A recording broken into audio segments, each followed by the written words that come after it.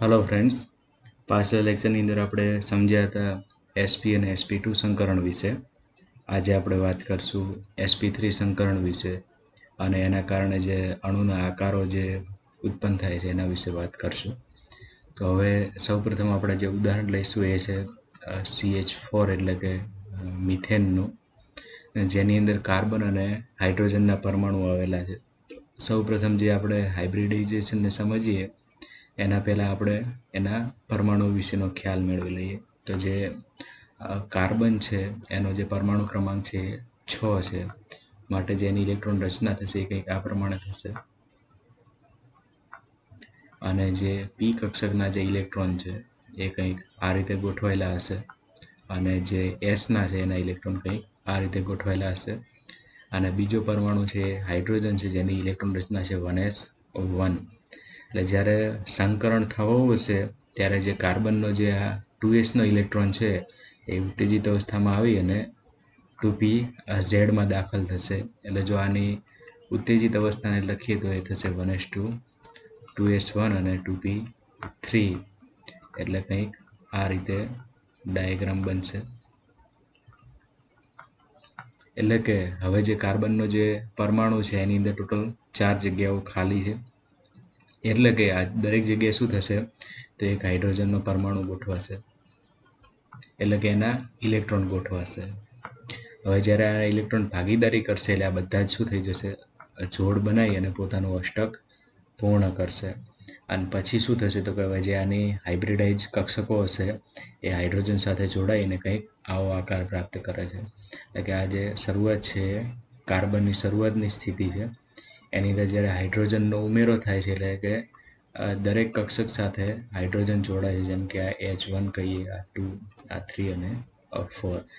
એ રીતે એક S અને 3 P જે કક્ષકો જોડાય છે અને જે સંકરણ બને છે કેવું બને છે, sp3 સંકરણ બને છે. હવે જો આનો આકારની જો વાત કરીએ અને તેના બંધના ખૂણાની વાત કરીએ તો એક હાઇડ્રોજનથી બીજા હાઇડ્રોજન વચ્ચેનું અંતર કેટલું હોય છે તો 109 અને 28 કળા જેટલું.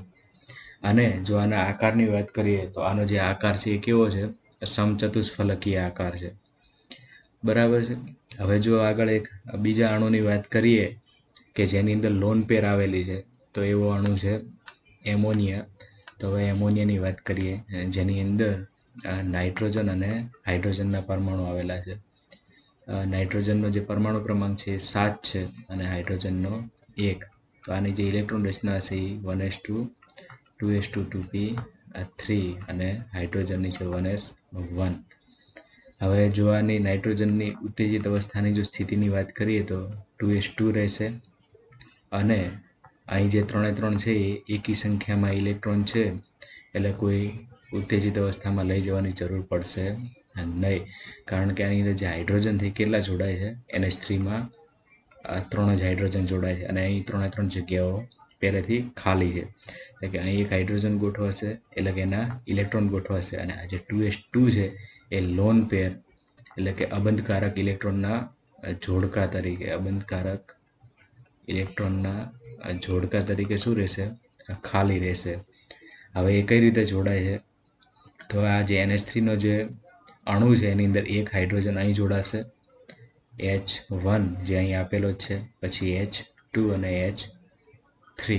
અને જે ઉપર છે ત્યાં જે ઇલેક્ટ્રોનનું જોડકું છે એ શું રહેશે, કોઈ પણ સાથે જોડાયા વગર ખાલી, પરંતુ જે ઇલેક્ટ્રોન છે અહીં રહેવાના કારણે શું થશે, એની અસર આના બંધકોણ ઉપર અને એના આકાર ઉપર પડશે. હવે જ્યાં આપણે મિથેનની અંદર જે બંધકોણ હતો 109 અને 28 કળા હતો, એ અહીં કેટલો થઈ જશે 107 જેટલો. એટલે કે જેનો જે બંધકોણ છે એની અંદર ફેરફાર પડે છે અને એક હાઇડ્રોજન બીજા હાઇડ્રોજનની નજીક આવે છે. કેમ તો કે આ ઇલેક્ટ્રોનનું જે આકર્ષણ બળ હશે એ હાઇડ્રોજનના ઇલેક્ટ્રોનને નીચે તરફ ધકેલે છે. અને આનો આકાર કેવો હોય છે તો કે ભાઈ પિરામિડલ જેવો હોય છે, એટલે કે એક પ્રકારનો ત્રિકોણ બનાવે છે. અહીં જો એક કાલ્પનિક જો રચના દોરીએ તો કેવી બને છે, ત્રિકોણ જેવી બને છે, અને એને આપણે પિરામિડલ શેપ તરીકે ઓળખીએ છીએ.